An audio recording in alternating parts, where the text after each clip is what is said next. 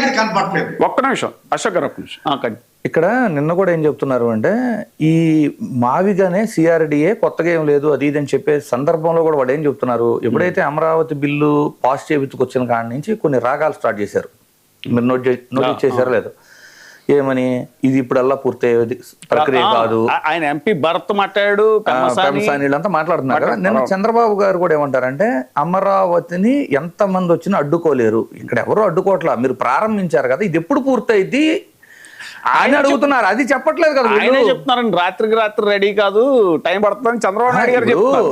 ఇప్పుడు ఏంటి, ఒకవేళ అమరావతి 29 గ్రామాలకు పరిమితం చేద్దాము, ఆ ఫస్ట్ పూల్ వరకు 53,000 ఎకరాలు, లేదు వీళ్ళ ఆకాంక్ష మేరకు ఇంకో 50,000 ఎకరాలు, 1,00,000 ఎకరాల్లో అమరావతి అనేది రాజధాని వీళ్ళు డిసైడ్ చేసిన సిఆర్డిఏ పరిధిలో అనుకుందాం. ఆ 20,000 కోట్లతో కంప్లీట్ చేయగలరా ఫస్ట్ అది చెప్పాలి. లేదు మీరు అంటే 2,00,000 కోట్లు అవసరమా, అదన్నా సరిపోతుందా, ఫైనల్ ఫిగర్ అదేనా? అసలు అది కాదండి, ఒక నిమిషం. ఆ 2,00,000 కోట్లతో అయినా ఎన్ని రోజుల్లో, అంటే ఈ టర్మ్ లో ఏమైనా కంప్లీట్ చేయగలరా?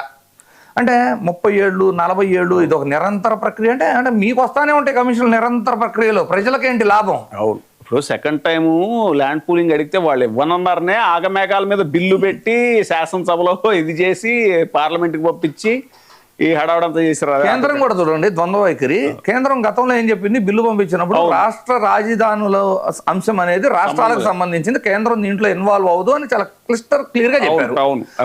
అఫిడవిట్ కోర్టుల్లో అఫిడవిట్ త్రూ కూడా చెప్పిన అంశాన్ని ఈ రోజు వాళ్ళు కూడా ద్వంద్వ వైఖరి. అంటే మనం బరంపురం టైపు మన కూటమిలో అభ్యర్థులే కాబట్టి వీళ్ళు ఈ పార్టీని మనం ఎంకరేజ్ చేయాలి అన్న ధోరణి, ఇందులో మన ఇన్వెస్ట్మెంట్ కూడా లేదు కదా. అంటే విభజన హామీ చట్టాన్ని కొంచెం సవరణ చేసిన తర్వాత కూడా విభజన హామీ చట్టంలో ఉన్న షెడ్యూల్ 9, 10 మనం ఇప్పుడు ఇవ్వమని వాళ్ళు అడగట్లా, అందులో ఉన్న స్పెషల్ స్టేటస్ నియమని అడగట్లా.